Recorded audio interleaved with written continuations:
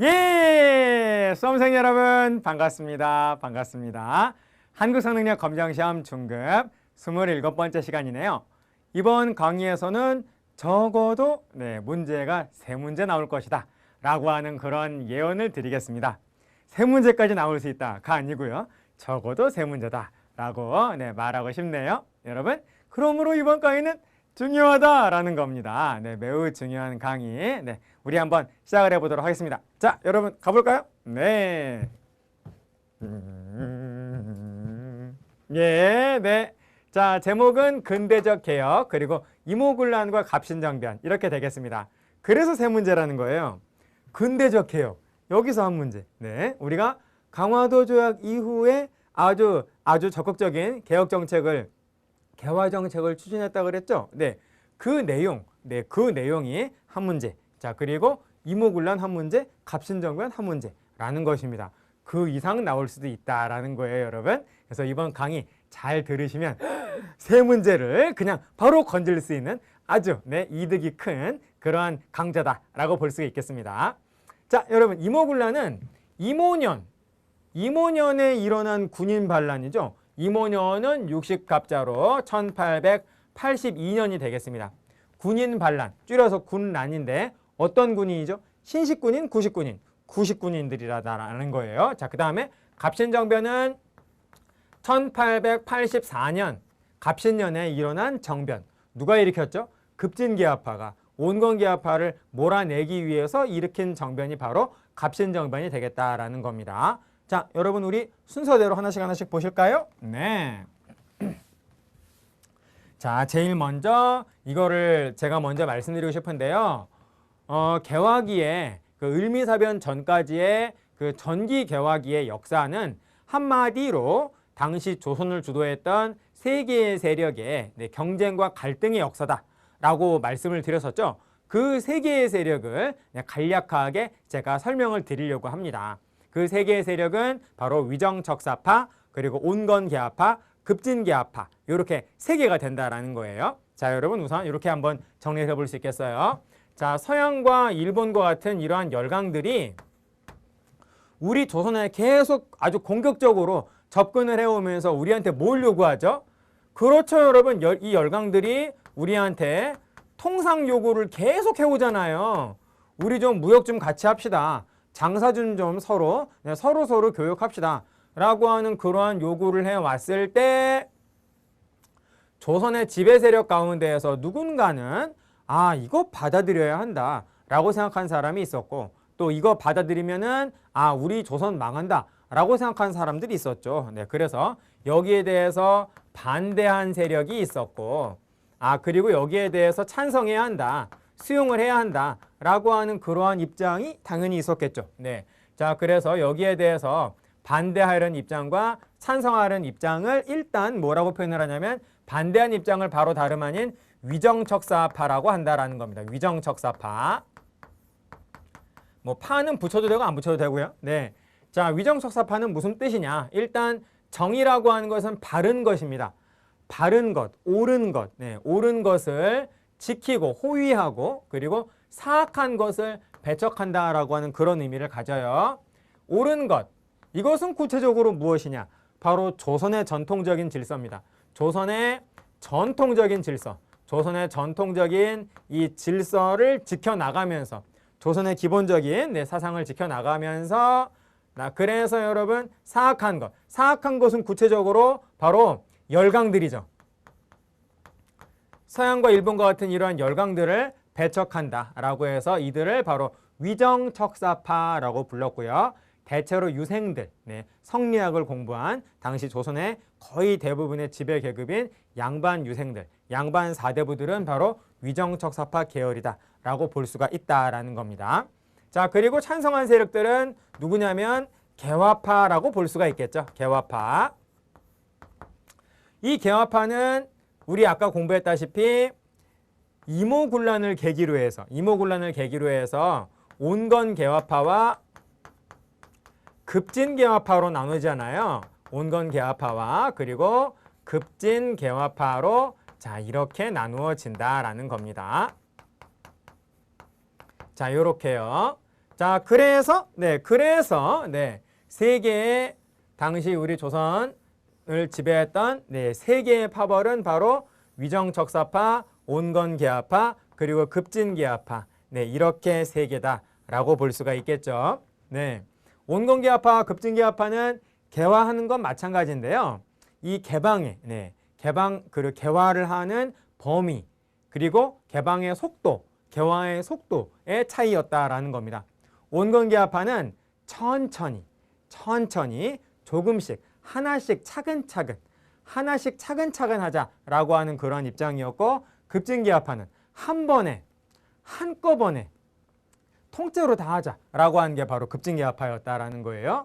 좀 더 구체적으로 말씀을 드리자면 온건계하파는 정신적인 부분, 이 부분은 우리가 열강보다 낫다라고 하는 그런 입장이었기 때문에 정신적인 부분을 열강들로부터 받아들일 필요는 결코 없다. 우리가 받아들여야 할 부분은 바로 물질적인 것이다. 오직 물질적인 것, 이들이 앞서가고 있는 과학과 기술만을 받아들이자라고 하는 그런 입장이었다라는 겁니다. 그러므로 온건계하파는 제도와 사상, 이런 거는 우리가 수용할 필요가 없고, 앞서 나가고 있는 서양과 일본의 바로 물질, 바로 과학과 기술만 받아들이자라고 하는 그런 입장이었고요. 급진계하파는 뭔 소리냐? 우리는 물질적인 측면, 과학과 기술은 물론이고 정신구조도 개조해야 한다라고 하는 게 바로 급진계하파의 생각이었다라는 겁니다. 물질뿐만이 아니라 정신세계도 우리가 바꿔야 한다. 모두 받아들이자라고 하는 게 바로 온건계하파의 입장이었다라는 거예요. 그리고 위정척사파는 정말 쉽죠. 정신이건 물질이건 모두 다 받아들이지 않는다, 거부한다라고 하는 그러한 입장이었다라는 겁니다. 어떤 사람들이었는지 다시 한번 우리 적어볼까요? 여러분, 흥선대원군은 위정척사의 화신이다라고 볼 수 있겠죠. 그래서 흥선대원군이 집권할 적에는 아예 그냥 이들과 싸웠잖아요. 전쟁을 2번 했잖아요. 병인양요와 신미양요. 그리고 흥선대원군과 결코 사이가 좋지는 않았지만은 열강의 통상 요구에 대해서 반대해야 한다라고 하는 그러한 측면에서만큼은 흥선대원군과 생각이 같았던 일반적인 양반 유생들, 조선의 사림, 사대부들은 바로 위정척사파의 계열이었다라는 겁니다. 자, 그 다음에 온건계하파. 이들은 어떤 사람들이냐? 일단 부부가 있어요. 왕과 왕비, 고종과 중전 민씨, 그리고 민씨 세력, 바로 이들이 바로 온건계하파가 되는 것이고요. 급진계하파는 어떤 사람들이죠? 젊은이들이 있죠. 어떤 사람들? 김옥균, 박영효, 또 서광범, 또 서재필, 또 홍영식. 김옥균, 박영효, 서광범, 서재필, 홍영식과 같은 이러한 젊은이들은 바로 급진계하파의 입장이었다라는 겁니다. 그리고 온건계하파는 이모군란 이후에, 그 전부터도 그랬습니다만은 이모군란 이후에 아주 강력한 청해 내정 간섭을 받았고, 그리고 이 당시에 집권 세력은 바로 온건계하파였기 때문에 청나라의 명령을 계속 받는 그러한 청나라와 밀착된 그러한 관계였다라는 겁니다. 물론 청나라하고 정말로 사이가 좋았다는 건 아니에요. 청나라의 명령을 받을 수밖에 없는 그러한 입장이었다라는 겁니다. 그러므로 이들은 기본적으로 청나라와 좀 더 가까운 친청의 그런 어떤 입장이었다라고 한다면, 이 급진계하파는 일본과 가까웠어요. 친일본. 이들은 일본과 가까운 친일본, 일본에 유학을 갔다 왔다거나 일본을 갔다 왔다거나 아무튼 일본으로부터 많은 영향을 받았다라는 겁니다. 그래서 이들은 일본이 그 개혁을 단행을 해서 일본이 아주 크게 성공을 한 개혁이 있죠. 그게 바로 메이지 유신 아니겠어요? 그걸 굉장히 부러워했습니다. 그래서 우리가 빨리 권력을 잡은 다음에 바로 온건계하파를 몰아내고 정권을 잡은 다음에 일본의 메이지 유신과 같은 그러니까 한국판, 조선판 메이지 유신을 얼른 해야 한다라고 하는 그런 생각을 가진 사람들이었다라는 겁니다. 기본적으로. 자, 그래서 이런 어떤 각각의 세 개의 파벌에 대한 성향과 중심 인물들을 제가 한번 말씀을 드렸어요. 자, 이들을 이해하는 것이 정말로 중요합니다.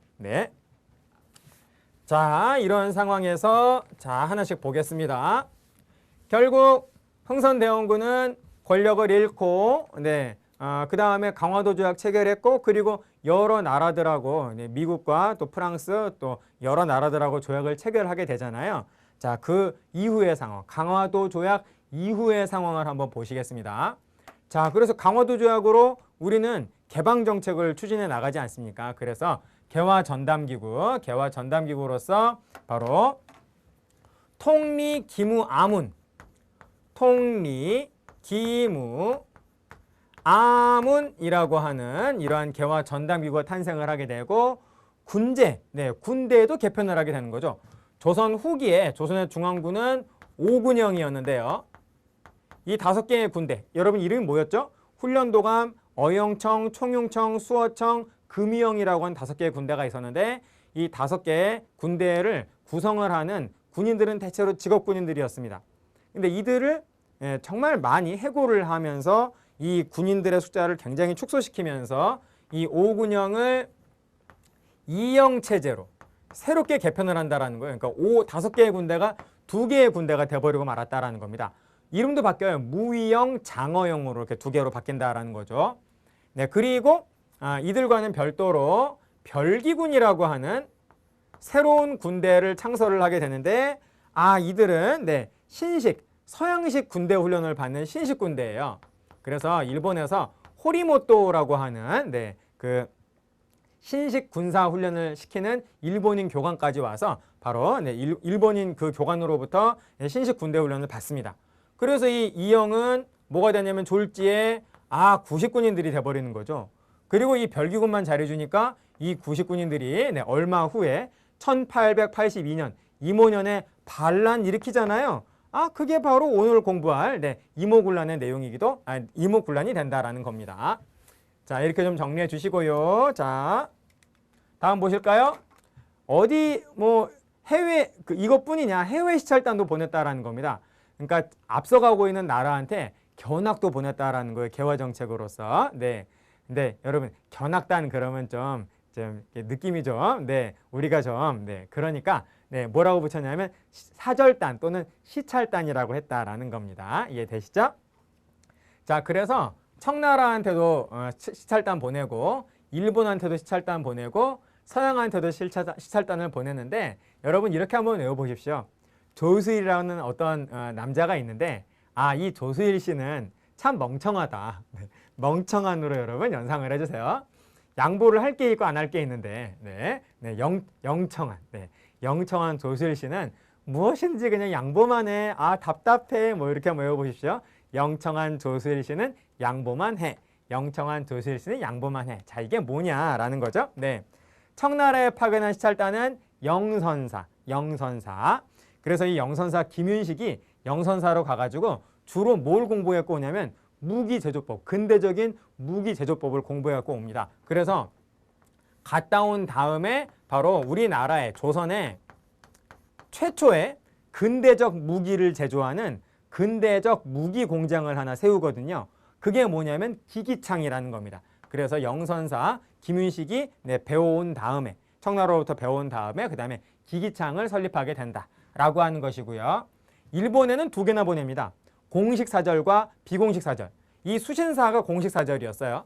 공식 사절이고 그리고 비공식 사절이 바로 조사 시찰단이었습니다. 공식 사절이 수신사로 갔는데 이건 뭐예요? 가르쳐줘요. 그러면 체면이 안 서잖아요. 그래서 비공식 사절을 또 하나 따로 보냈다라는 것이죠. 이렇게 2개. 아무튼 이렇게 2개의 사절단은 일본이다.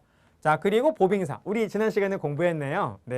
일본하고 미국하고 새롭게 조미소 통상조약을 체결을 하면서 조선에는 최초로 주조선 미국 공사가 우리 조선으로 들어오게 됩니다. 그래서 상주하게 되는데 우리는 미국에 그런 어떤 공사를 보낼 만한 여력이 안 되니까 그냥 인사차 한번 갔다 왔다라는 거죠. 그 사절단이 바로 보빙사. 그런데 미국만 갔다 온 게 아니라 미국 방문한 다음에 그 다음에 유럽까지 이렇게 싹 방문을 하고 돌아보고 왔다라는 겁니다. 함께 갔었던 이 6일주는 미국에 그냥 남아요. 그래서 6일주는 미국에서 바로 유학을 하게 된다라는 겁니다.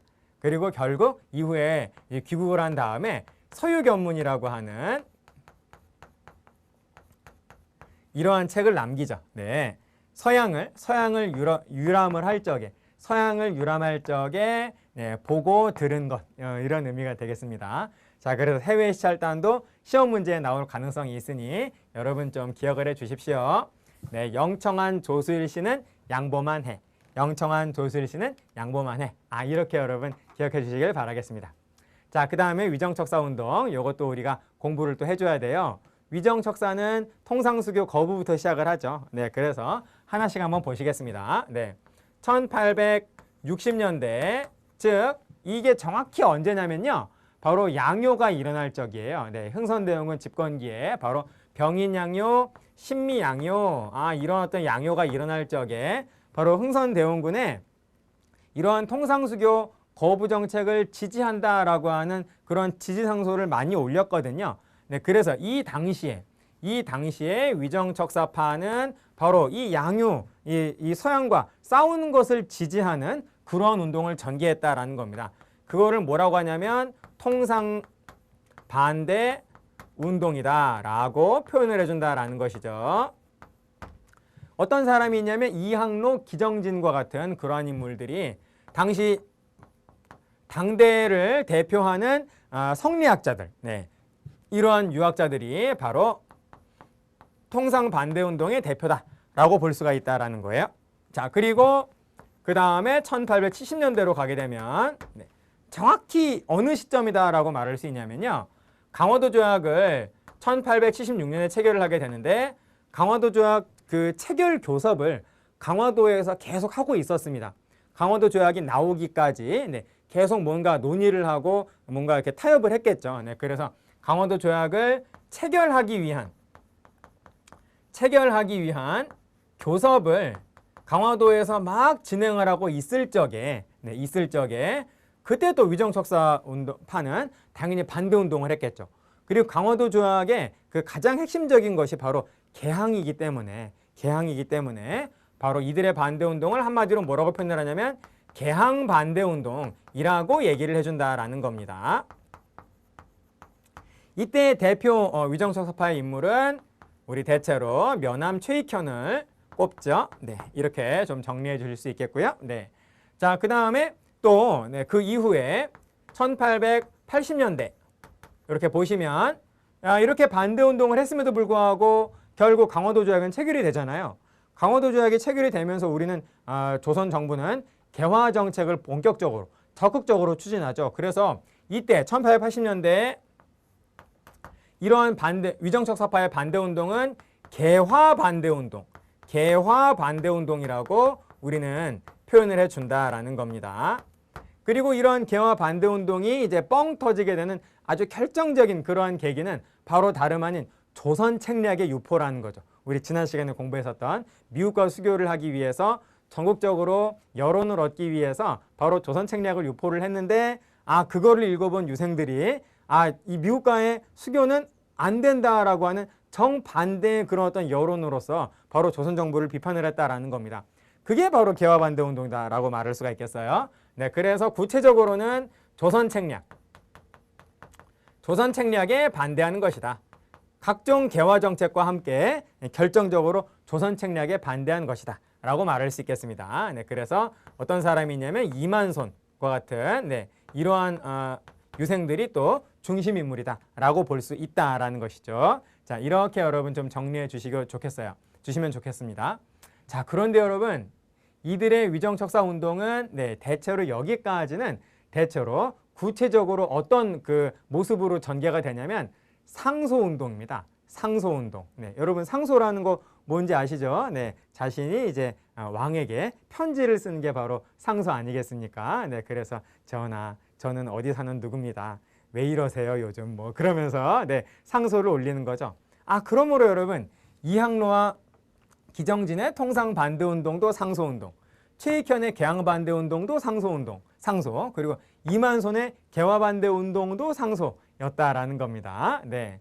자, 그래서 이 이항로와 기정진의 그 상소 운동은 대체로 뭐라고 표현을 하냐면요, 척화 주전론이라고 표현을 합니다. 이들 상소를 바로 뭐라고 표현을 하냐면 척화 주전론이라고 한다라는 거죠. 화친을 배척, 그러니까 서양과의 화친을 배척하고 전정을 주장한다라고 해서 척화주전론이라고 하고요. 네, 그리고 우리 책에는 최익현의 상소의 이름이 그 어려운 이름이 막 올라와 있는데 지부복걸 척화이소라고 표현을 하잖아요. 네, 그 부는 도끼 부자입니다. 도끼를 내가 들고 네, 대궐에 엎드려 화해를 배척하는 상소다라고 하는데, 네, 그것은 그 이름도 여러분 기억해 주시면 좋겠고요. 그 지부복걸 척화이소의 별명이 오불가소예요. 지부복걸 척화이소의 내용이 바로 당시 일본과 강화도 조약을 체결을 하면 안 된다라고 하는 그런 어떤 내용이었고, 일본과 강화도 조약을 체결하면 안 되는 5가지의 이유를 댄 게 바로 지부복걸 척화이소거든요. 그래서 그것의 별명이 오불가소입니다. 5개의 불가한 이유다라는 거예요. 그런데 이 오불가소 가운데에서 가장 유명한 불가의 이유가 3번째입니다. 그 3번째가 뭐냐면 외양일체론이라는 거죠. 외놈이나 양놈이나, 그러니까 외인이나 양놈이나 똑같은 놈들이다라는 그런 의미가 되겠어요. 당시 우리 조선은 서양과 조약을 체결하는 것은 조금 문제가 있을지 몰라도 일본은 우리가 늘 교류해왔던 사람들 아니냐. 그러니까 일본은 괜찮다라고 하는 그런 어떤 인식이 좀 있었는데, 거기에 그 인식에 대해서 반대한 게 바로 최익현이라는 겁니다. 똑같은 놈들이다라는 거죠. 외놈이나 양놈이나. 네. 자, 그래서 이렇게 좀 정리해 주시고요. 자, 그 다음에 이만소는 또 이때 그 영남의 대표로서 바로 그 상소를 다 함께 올릴 적에 상소의 대표자 이름이 또 이렇게 나오거든요. 그 상소의 대표자를 소두라고 하는데 상소의 우두머리다라고 해서 그 소두가 바로 이만손이었던 겁니다. 네, 그래서 이 이만손의 이러한 어떤 상소를 또 영남 만인소 뭐 이런 식으로도 표현을 해준다라는 것이죠. 자, 그래서 이와 같은 상소를 통해서 아주 치열하게 바로 상소 위정척사 운동을 전개하게 되는데요.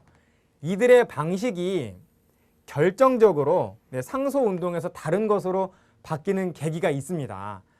그게 뭐냐면 1895년 을미사변이라는 거예요.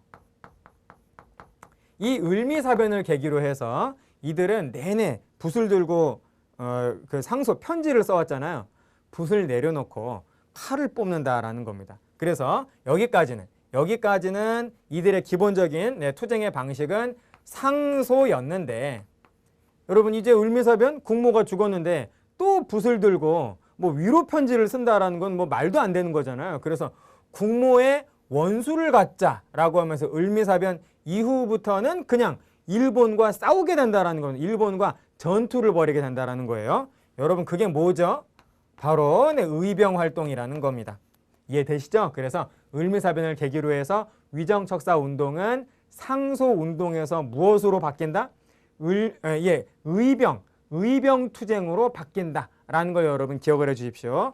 그래서 이때 을미사변 때 최초로 등장한 의병이 바로 다름 아닌 을미의병이 되는 거죠. 국모의 원수를 갚자 이거하고 을미사변 바로 직후에 일본의 강요에 의해서 가장 친일적인 그런 개혁이 이루어지게 되는데요. 역시 을미년이기 때문에 을미개혁이라고 합니다.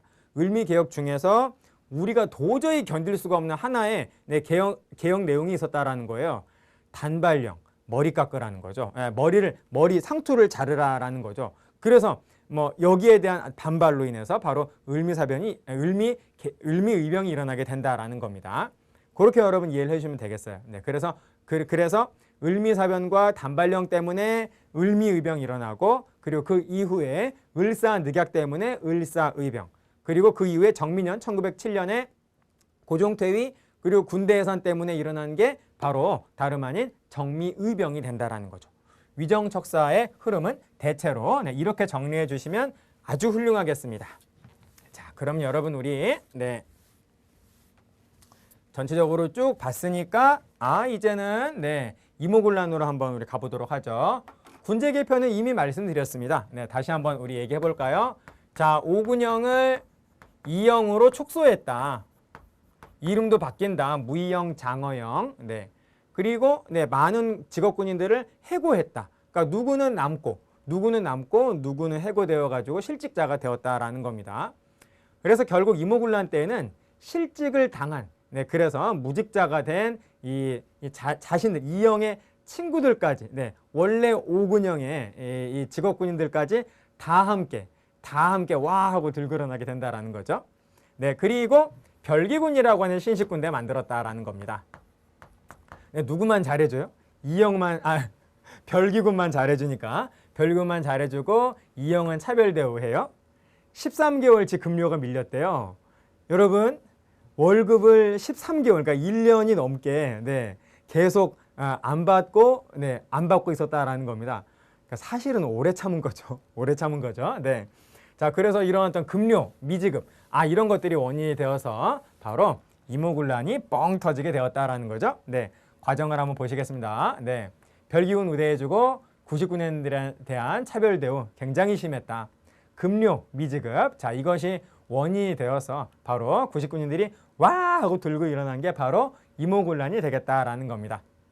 자, 그래서 이들은 일본 공사관을 공격을 하고요. 당시 이 군인들뿐만이 아니라 같은 해고된 실직된 이러한 어떤 그 도시 빈민들도 다 같이 일어나게 되는데요. 당시 상황은 일본이 그 우리 조선과 강화도 조약 이후에 같은 해 조일 무역 규칙을 체결해가지고 양국에 무제한 유출이 되고 있는 상황이었거든요. 그래서 조선인들이 먹을 쌀까지 일본으로 빠져나가서 우리 조선인들은 일본 때문에 곡식이 없어서 굶게 되는 그러한 상황이었다라는 겁니다. 그래서 당시 반일 감정이 굉장히 심각했다라는 거예요. 그래서 일본의 상징이 바로 뭐겠습니까? 한양에 있는 일본의 상징, 일본 공사관이라는 거죠. 그래서 일본 공사관이 활활 타요. 그리고 별기군 습격을 하게 된다라는 겁니다. 별기군 다 도망가고. 사실은 여러분 바로 이 시점부터 바로 흥선대원군이 배후 조종합니다. 네, 그래서 이 99년들이 봉기한 다음에 흥선대원군한테 가가지고 우리 어떻게 하면 좋습니까? 라고 했더니 바로 흥선대원군이 이제 그 다음부터 뒤에서 조종을 하게 되거든요. 그래서 그 다음부터는 바로 요거 이후부터는 그냥 이 군인들의 반란이라기보다는 흥선대원군의 배후 조종을 받는 군인들의 작전 수행이다. 네, 공식적인 작전 수행이다. 라고 볼 수가 있다라는 거예요, 사실은. 네. 자, 그래서 이 99년들은 흥선대원군 때로 돌아가는 것이 더 좋겠죠. 네. 개화 정책에 대한 반발로 일어났으니까요. 자, 그 다음 보시겠습니다. 네. 그래서 어떻게 됐느냐. 흥선대원군의 배후 조종을 받는 이 99년들은 바로 흥선대원군의 정적이자 당시 개화 정책의 정점에 있었던 중전 민씨를 죽이기 위해서 창덕궁으로 침입을 합니다. 그런데 중전 민씨는 정말 간신히 영화처럼 간신히 이 창덕궁 탈출에 성공을 합니다. 그래서 피난을 가요. 장우원까지. 경기도 이천에 충주 바로 옆에 있는 장우원까지 피난을 가게 된다라는 겁니다. 그리고 바로 이 99년들이 흥선대원군을 다시 재추대해가지고 흥선대원군이 집권을 하게 된다라는 거죠. 잠시 동안 33일.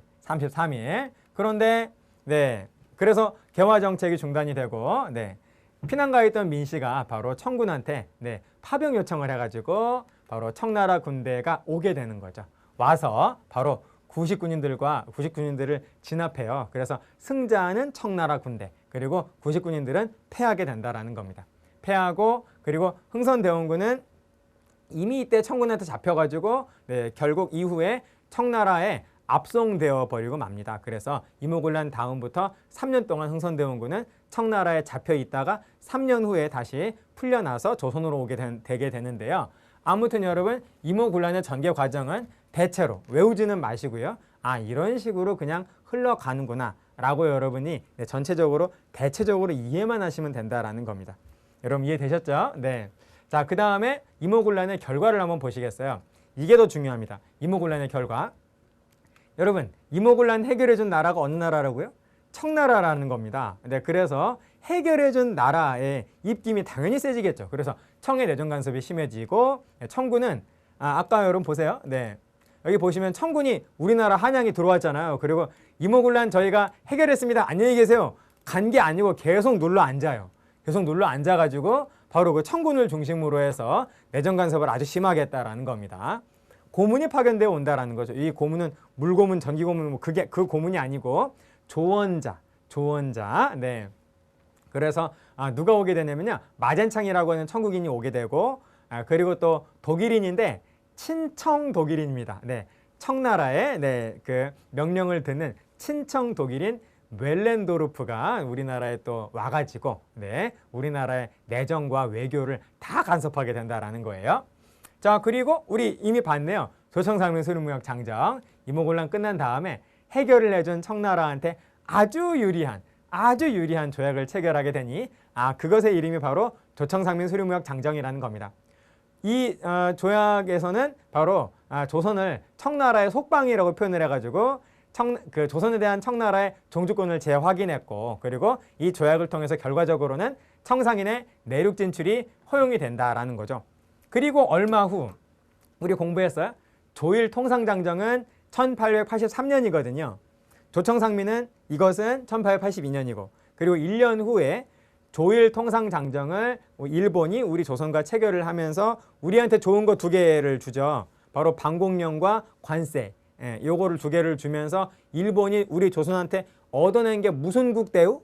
최혜국 대우라는 겁니다. 그래서 1년 후에는 바로 최혜국 대우를 얻어내면서 이 청나라가 내륙 진출이 가능해진 상태였잖아요. 그래서 그 다음엔 최혜국 대우를 일본이 얻어내서 일본도 바로 똑같이 내륙 진출이 가능해지는 나라가 되었다라는 겁니다. 그래서 그 이후가 되면 청나라, 일본이 바로 조선 안에서 경제적으로 주도권을 장악하려는 그런 조선 경제 침투 경쟁이 아주 본격화되게 된다라는 거예요. 그러므로 조선 안에서 청나라와 일본 간의 경제적인 주도권 싸움은 이모군란 이후부터 시작된다라고 생각을 하셔도 좋습니다. 네, 좋아요, 여러분. 자, 그렇게 보시고요. 자, 그 다음에 일본하고 또 우리 조선이 또 제물포, 인천의 제물포, 여기서 조약을 체결을 해요. 여러분, 그 아까 이모군란 때 그 이모군란에서 99년들이 별기군 습격했다 그랬죠.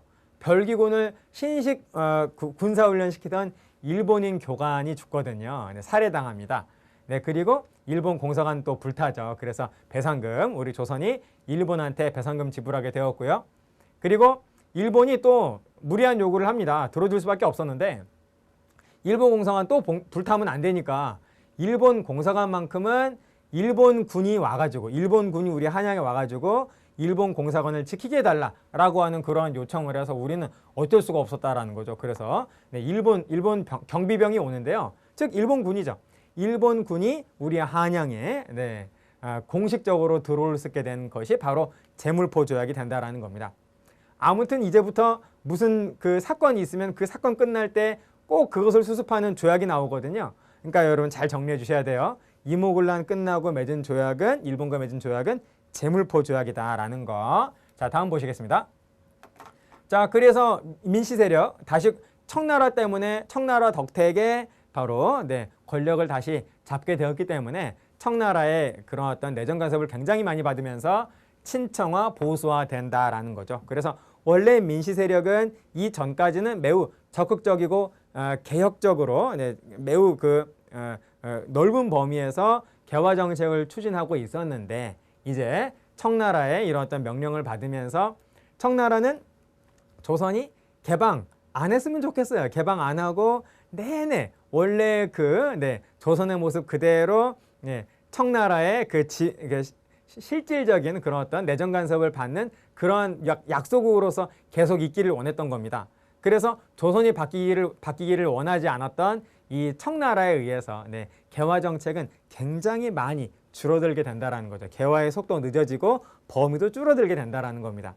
민씨 세력은 그게 좋건 싫건 그것을 받아들일 수밖에 없었다라는 거예요. 그래서 가장 넓은 범위에서는 바로 이 개화파 속에 들어가 있었던 아주 급진적인 세력을 가지고 있는 젊은이들이 민씨 세력의 이런 어떤 달라진 모습을 계속 비판하면서 이들이 바로 개화파의 범위에서 떨어져 나와가지고 보다 더 급진적인 개화파로 새로운 파벌을 구성을 하게 되니 그것이 바로 급진개화파라는 겁니다.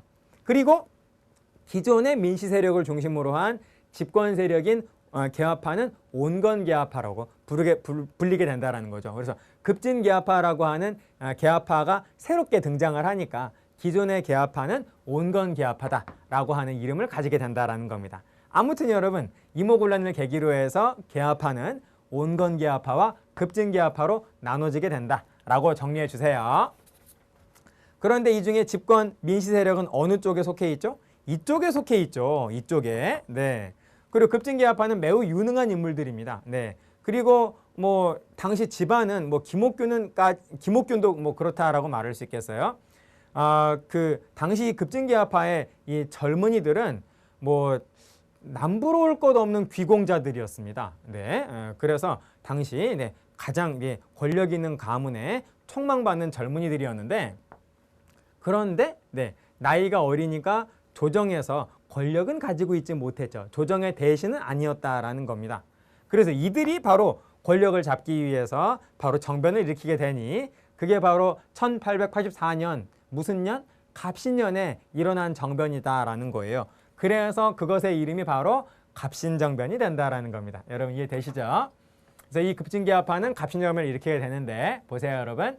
자신들을 개화당이라고 불렀다라는 거예요. 개화당. 네, 또 청나라에 대한 사대를 끊고 네, 독립국가를 만들려고 하는 사람들이다라고 해서 자신들을 또 독립당이라고도 불렀어요. 독립당. 자, 그리고 이 온건계합파를 수구당이라고 불렀다라는 거예요. 수구당이라고 네, 비난하면서 옛것만을 지키려고 한다라는 것이죠. 또 청나라한테 사대를 취한다라고 해서 이들을 또 사대당이라고 했다라는 겁니다. 그래서 이 온건계합파가 자신들을 수구당, 사대당이라고 자처한 건 아니죠. 네, 저희들은 옛것만을 지키려고 하는 그런 어떤 단체예요. 그러진 않았겠죠. 네, 그래서 바로 사대당, 수구당이라고 하는 이러한 명칭은 바로 급진계합파가 이들을 비하하면서 네, 비난하면서 붙여준 이름이 된다라는 겁니다. 아무튼 이러한 이름 나오면 온건계합파, 그리고 이러한 이름 나오면 급진계합파다라고 하는 걸 기억해 주세요. 권력은 온건계합파가 잡고 있으니까 바로 이들을 공격을 한 거죠. 공격을 해가지고 바로 이들을 굉장히 많이 죽입니다. 사건이 있었죠, 여러분. 어떤 중요한 사건이 있었는데 바로 이때 네, 우편 업무가 처음으로 시작이 되면서 바로 우정총국이라고 하는 네, 우체국이 네, 최초의 우체국이 이때 만들어지게 되고 우정총국 낙성식, 그러니까 개국 축하연, 우정총국을 이제 시작을 하는 그런 축하 파티가 있었다라는 겁니다. 바로 그때 온건계합파가 다 모이니까 바로 이들이 바로 모여있는 온건계합파를 공격을 해가지고 바로 살해했다라는 거예요. 자, 그래서 우정총국 개국 축하연 때 바로 이러한 어떤 거사를 단행을 했다라는 겁니다. 그래서 잠시 권력은 바로 온건계합파에서 급진계합파로 이쪽으로 넘어갔다라는 거예요. 여러분 보이시죠? 권력이, 집권이 어느 쪽으로? 이쪽으로 갔다라는 겁니다. 그런데 얼마나? 그래서 여러분, 네, 이들은 집권에 있는 동안에 개혁정강 14개조, 또 혁신정강 14개조라고도 표현을 하는데, 이런 어떤 개혁정강을 내놓으면서 또 이들의 신정부를 이제 출범을 한다라고 하는 그런 어떤 발표도 하면서 개혁정강 14개조를 통해서 자신들이 추구하는 새로운 국가를 만들려고 했다라는 겁니다. 그런데 이들의 집권 기간은 매우 짧았다라는 거죠. 3일처나 그러잖아요. 네. 3일 만에 끝났다라는 겁니다. 3일 만에 끝났다. 불과 뭐 시간으로 따져도 몇 시간 되지 않겠죠. 그 이유는 청나라 군대가 이모곤란 때 온 다음에 2년 동안 내내 있었던 거예요. 한양에. 그리고 당연히 이 청나라는 바로 온건계합파를 지지하고 있었기 때문에 바로 이 청나라 군대가 바로 네, 이들을 공격을 했다라는 겁니다. 청나라 군대의 개입으로 결국 네, 이들의 신정부는 3일 만에 무너지고 만다라는 것이죠. 여러분 이해되시죠? 네. 그래서 이때 홍영식은 이때 3일째 되는 날 죽고요. 그리고 나머지의 이 급진계합파는 일본으로 망명을 가게 된다라는 겁니다. 결국 성공을 거두지 못하게 된다라는 거예요. 좋습니다. 자, 그래서 갑신정변의 전개 과정은 이렇고 결과를 또 보시겠습니다. 여러분 아까 이모곤란 끝나고 조선하고 일본이 맺은 조약의 이름이 뭐죠? 인천의 제물포에서 맺어서 제물포 조약이라고 하잖아요. 앞으로 조약 굉장히 많이 나옵니다. 여러분 잘 봐주세요. 자, 그런데 이때 갑신정변 때 이 조선과 일본이 체결한 조약은 한성조약입니다. 한성조약. 네. 그리고 이때 청나라하고 일본이 자기들끼리 조약을 맺어요. 텐진에서. 네. 베이징 그 앞쪽에 있는 네. 텐진에서 조약을 맺어서 텐진 조약이라고 한다라는 겁니다. 자, 그리고 이때 어떤 그 약정을 자기들끼리 하냐면요. 당시 일본은 그 이모군란 이후에 일본 경비병이 있죠. 한양에. 그리고 청나라 군대도 한양에 있었던 겁니다. 그래서 이 한양 안에 청나라 군대와 일본군이라고 하는 외국 군대가 있었던 거예요. 그래서 이들은 일단 양국 군대를 철수시키자. 그리고 어느 한쪽이 다시 조선으로 군대를 파병을 할 적에는 상대편 국가에게 통보를 해주자라고 하는 자기들끼리의 약속을 합니다. 그래서 동학농민운동을 다음 강의에서 공부를 하실 텐데요. 우리가 그 조선 정부가 동학농민군을 막아낼 만한 군대가 없어지게 되니까요. 조선 정부가 바로 청나라에 이 파병 요청을 합니다. 그래서 청나라 군대가 오는데 일본은 우리가 안 불렀거든요. 그런데 자기들이 그냥 와요. 그냥 오는 불청객으로 그냥 오게 되는데 뭐를 근거로 해서 일본군이 오냐면 바로 갑신정변 때 맺은 텐진 조약을 근거로 해서 오게 된다라는 겁니다. 자, 그래서 청과 일본이 갑신정변의 결과로 맺은 조약의 이름은 텐진 조약이 되겠고요. 여러분, 이모군란을 해결해준 나라도 청나라, 갑신정변을 해결해준 나라도 청나라죠. 그러니까 여러분, 이모군란 이후에 청의 내정 간섭이 강화되고 갑신정변 이후에 청의 내정 간섭은 더욱 어떻게 될까요? 심화, 약화, 심화? 심화 되겠죠. 청의 내정 간섭은 더욱 심화. 이렇게 정리해 주시면 되겠습니다. 자, 그리고 갑신정변 이후에 대외정세도 또 우리가 알아줘야 되는데요. 거문도 사건이라고 있어요. 거문도는 어디냐? 잠깐만 제가 남해안 쪽만 얼른 한번 그려보면요. 여기가 해남입니다. 여기가 진도고요. 여기가 진도고, 자, 그리고 여기 고흥반도 있고 여수반도 있고요. 남해도가 이렇게 있고 마산, 창원, 지금은 창원 통합시죠? 자, 이렇게 해서 남해안 쪽만. 여기가 부산입니다. 여기가 부산이고 여기가 울산이고요. 이 위쪽이 울산이고, 자, 제주도가 여기 이렇게 있죠. 제주도가 여기 이렇게 있는데 이 고흥반도하고 이 제주도 사이에 중간쯤에요. 아주 아름다운 섬이 있습니다. 절경이에요, 정말. 이 섬이 바로 거문도라는 겁니다. 거문도. 이 거문도를 어떤 외국 군대가요, 불법으로 3년 동안이나 점거한 사건을 바로 거문도 사건이라고 한다라는 겁니다. 1885년, 그러니까 갑신정변 바로 1년 후죠. 1년 후에 85년부터 87년까지 어떤 군대가 와가지고 바로 거문도를 불법 점거했는데 그 군대는 바로 영국 군대라는 겁니다. 영국 군대. 이유가 뭐냐? 당시 영국은 러시아하고 전 세계적으로 바로 경쟁 갈등 관계였다라는 겁니다. 그런데 이 시기에요. 바로 우리 조선이 러시아하고 조로 통상조약을 1884년에 체결을 하고 점점 이 러시아하고 조선이 가까워져요. 그러자 바로 러시아가 조선을 통해서 남쪽으로 내려오려고 하는 그런 어떤 그런 분위기를 바로 이 영국 군대가 영국이 막기 위해서 바로 거문도를 불법으로 점거한 다음에 러시아가 좀 더 남쪽으로 내려온다면 우리 영국 군대가 러시아를 막기 위해서 올라가겠다라고 하는 일종의 무력 시위를 했다라는 겁니다. 그것을 뭐라고 하냐면 바로 거문도 사건이라고 한다라는 거예요. 자, 여러분 이해되시죠? 그래서 이러한 거문도 사건을 통해서 영국하고 러시아가 바로 우리 조선 안에서 아주 조선을 놓고 아주 치열하게 점점 더 대립을 하게 되고, 그리고 청나라와 일본의 관계는 조선을 놓고 점점 더 강하게 대립을 하고 있는 그러한 상황이기 때문에 이 동아시아에서 우리 조선이 바로 열강의 어떤 야욕 때문에 조선 안에서 뭔가 어떤 전쟁이 일어날 것 같은 그런 어떤 불길한 전운이 감돌았다라는 거예요. 이러한 상황에서 당시 조선을 중립국가로 만들자라고 하는 조선 중립화론이 나왔다라는 겁니다. 당시 조선에서 활동을 하고 있던 독일의 부영사 부들러하고 그리고 또 육일준과 같은 분들이 바로 조선을 중립국으로 만들자라고 하는 그런 주장을 했다라는 겁니다. 언제? 이게 중요해요. 갑신정변 이후에 바로 이와 같은 중립화론이 나왔다라고 여러분 정리해 주시면 되겠어요. 좋습니다, 여러분.